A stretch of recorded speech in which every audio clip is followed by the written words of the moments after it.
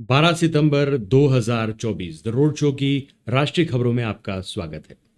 जम्मू कश्मीर के कुपवाड़ा जिले में सेना ने भारी मात्रा में गोला बारूद और विस्फोटक बरामद किया है। इसमें AK-47 के 100 से ज्यादा कारतूस, 20 हैंड ग्रेनेड और 10 छोटे रॉकेट मिले। वहीं IED एक्सप्लोजिव से जुड़ी सामग्री भी जब्त की गई है। इंटेलिजेंस इनपुट के आधार पर कुपवाड़ा के केरन सेक्टर में सेना और जम्मू कश्मीर पुलिस ने एक जॉइंट ऑपरेशन चलाया। सेना को यह खुफिया जानकारी जम्मू कश्मीर में तैनात एक विशेष इलेक्शन ऑब्जर्वर से मिली थी। वहीं सेना ने कुलगाम के पास आतंकियों के एक ठिकाने को ढूंढ निकाला है। जम्मू कश्मीर की 90 विधानसभा सीटों पर 3 फेज में 18 सितंबर, 25 सितंबर और 1 अक्टूबर को वोट डाले जाएंगे। हैदराबाद में सिकंदराबाद के गांधी हॉस्पिटल में बुधवार को एक पेशेंट ने महिला डॉक्टर के साथ हाथापाई की। उसने उसका हाथ पकड़कर घसीटा और एप्रन भी फाड़ दिया। यह घटना का CCTV फुटेज भी सामने आया है। वीडियो में देखा जा सकता है कि जूनियर डॉक्टर जैसे ही काउंटर पर खड़ी होती है, मरीज पीछे से आता है और डॉक्टर का हाथ पकड़कर घसीट देता है, फिर उनका एप्रन खींचता है। इस दौरान बीच बचाव करने आए एक अन्य पेशेंट को भी धक्का देता है। स्टाफ के आने पर महिला को बचाया जाता है। स्टाफ के कुछ लोगों ने पेशेंट को थप्पड़ भी मारे, तब जाकर उसने महिला डॉक्टर को छोड़ा। पुलिस ने आरोपी को हिरासत में ले लिया है। इंस्पेक्टर अनुदीप ने मीडिया को बताया कि आरोपी मुर्शिदाबाद का रहने वाला है और उसको दौरे पड़ रहे थे। उसे पुलिस स्टेशन लाने के बाद भी उसे दौरे पड़ते रहे। कोलकाता में 9 अगस्त को ट्रेनी डॉक्टर के रेप मर्डर के खिलाफ जूनियर डॉक्टरों का प्रदर्शन 33वें दिन भी जारी है। डॉक्टर्स पिछले 3 दिनों से स्वास्थ्य भवन पर प्रदर्शन कर रहे हैं। उनकी 5 मांगे। डॉक्टर ने इस पर बातचीत के लिए बंगाल सरकार के सामने 4 शर्तें रखी हैं। डॉक्टरों ने 11 सितंबर को अपनी शर्तों की लिस्ट के साथ बंगाल सरकार को बातचीत के लिए एक मेल भी भेजा। हालांकि सरकार ने शर्तें खारिज कर दी। स्वास्थ्य मंत्री चंद्रिमा भट्टाचार्य ने कहा कि हम डॉक्टरों की बात सुनने को तैयार हैं, लेकिन वे इस तरीके की शर्तें नहीं रख सकते। कर्नाटक के मांड्या के नागमंगला में बुधवार रात गणपति विसर्जन जुलूस पर पथराव हुआ। घटना रात 8 बजे की है। मैसूर रोड पर बनी दरगाह के सामने पहुंचने पर कुछ लोगों ने पत्थर फेंके। इसके बाद हिंदुओं ने भी प्रदर्शन किया। इलाके की कुछ दुकानें और वहां खड़ी गाड़ियों में आग लगा दी गई। भीड़ को तितर-बितर करने के लिए पुलिस ने लाठीचार्ज किया। कन्नड़ न्यूज चैनलों के मुताबिक प्रदर्शनकारियों ने बताया कि जुलूस पर पत्थरों के अलावा तलवार, रॉड और जूस की बोतलों से हमला किया गया। इस घटना में 15 पुलिसकर्मी भी घायल हुए। इंदौर में आर्मी के 2 ट्रेनी ऑफिसर और उनकी 2 महिला मित्रों के साथ लूट का मामला सामने आया है। एक महिला मित्र से गैंगरेप भी किया गया। घटना पर्यटन स्थल जामगेट पर मंगलवार रात करीब 2:30 से 3 बजे हुई। आरोपी ने पहले चारों को जमकर पीटा। इसके बाद 2 लोगों को बंधक बनाकर उनके 2 साथियों को रुपए लेने भेजा। पुलिस ने 6 में से 2 आरोपियों को गिरफ्तार कर लिया है, बाकी फरार है। घटनाक्रम में आर्मी ऑफिसर ने अपनी महिला मित्र के साथ रेप की आशंका जताई थी, क्योंकि महिला को बदमाश अलग झाड़ी में ले गए थे। इस बयान के आधार पर पुलिस ने मामले में लूट, डकैती, रेप, मारपीट और आर्म्स एक्ट की धारा में केस दर्ज किया है। SP ग्रामीण हितिका वासल ने कहा कि अस्पताल में भर्ती घायल पीड़िता के बयान दर्ज नहीं हुए, उसका मेडिकल कराया गया है। आगे बयान में वह जो भी बताएगी, इस आधार पर आगे की धाराएं अपडेट की जाएंगी। शेष आरोपियों को गिरफ्तार कर जल्दी कार्रवाई की जाएगी।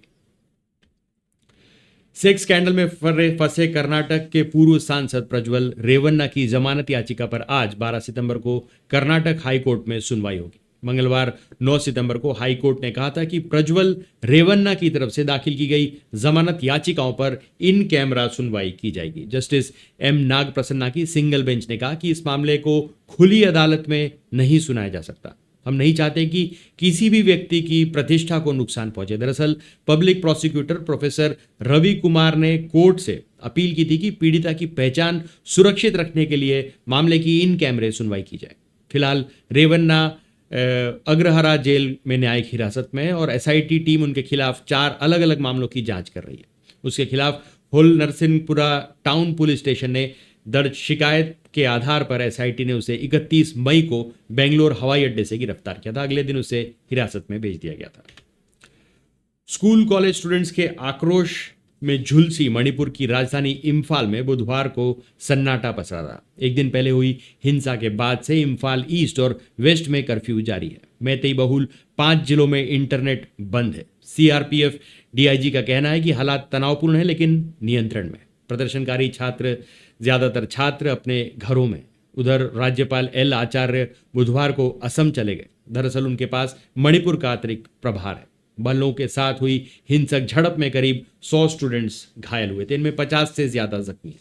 इस प्रदर्शन में इम्फाल घाटी के 100 से ज्यादा स्कूल कॉलेजों के बच्चे शामिल थे।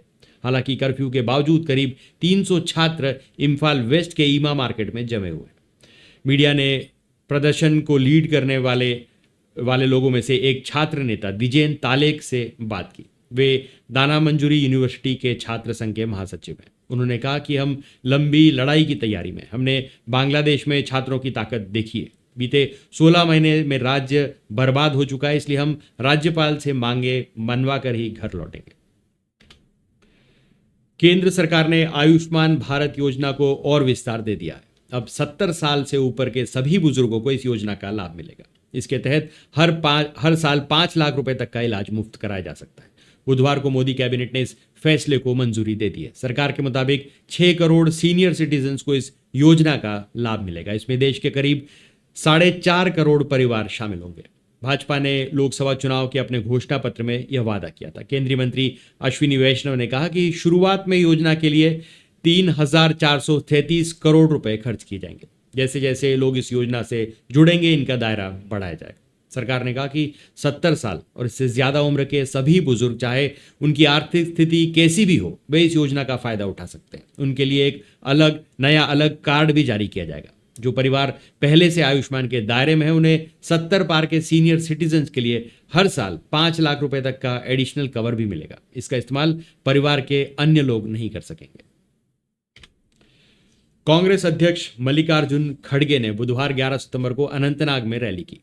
उन्होंने कहा, जम्मू कश्मीर में आज हर जगह हमले हो रहे हैं, फिर भी मोदी जी झूठ बोलने में नहीं शर्माते, क्योंकि वे झूठों के सरदार हैं। उन्होंने लोकसभा चुनाव का जिक्र करते हुए कहा गए 400 पार वाले, वो 240 पर ही सिमट गए। अगर हमें 20 सीटें और आ जाती तो ये सारे लोग जेल में होते। ये लोग जेल में रहने लायक। खड़गे ने कहा कि भाजपा भाषण तो बहुत देती है, लेकिन काम और कथनी में बहुत अंतर होता है। भाजपा चाहे जितनी कोशिश कर ले, कांग्रेस और नेशनल कॉन्फ्रेंस का गठबंधन कमजोर नहीं होगा। हमने संसद में अपनी ताकत दिखाई है, हम उसी ताकत के साथ आगे बढ़ेंगे। दिल्ली में राहुल गांधी के घर के बाहर बुधवार 11 सितंबर को भाजपा ने प्रदर्शन किया। इस दौरान भाजपा नेता तनविंदर सिंह मारवा पर राहुल को मारने की धमकी देने का आरोप लगाया गया। कांग्रेस ने सोशल मीडिया प्लेटफॉर्म एक्स पर लिखा, बीजेपी नेता खुलेआम देश के नेता प्रतिपक्ष की हत्या की धमकी दे रहे हैं। यह बेहद गंभीर मामला है। यह भाजपा पार्टी की नफरत की फैक्ट्री का प्रोडक्ट है। इस पर कार्रवाई होनी चाहिए। पीएम मोदी अपनी पार्टी के इस नेता की धमकी पर चुप नहीं रह सकते।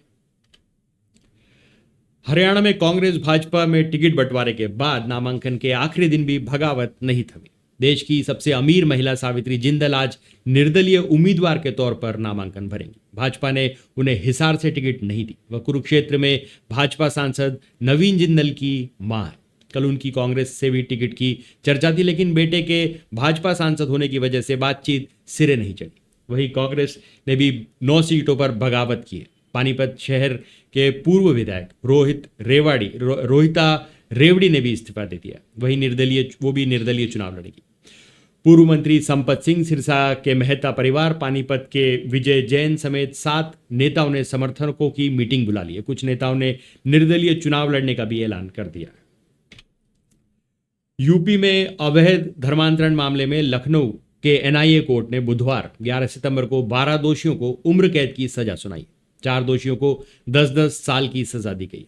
कोर्ट के फैसला सुनाते वक्त सभी दोषी कोर्ट में मौजूद थे।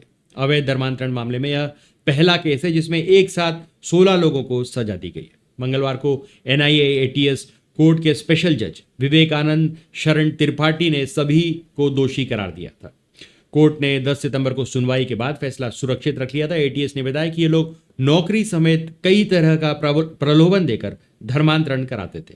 फतेहपुर का मोहम्मद उमर गौतम गिरोह का सरगना है। वह खुद हिंदू से मुसलमान बना था, फिर उसने करीब 1000 लोगों को अवैध तरीके से धर्मांतरण कराया।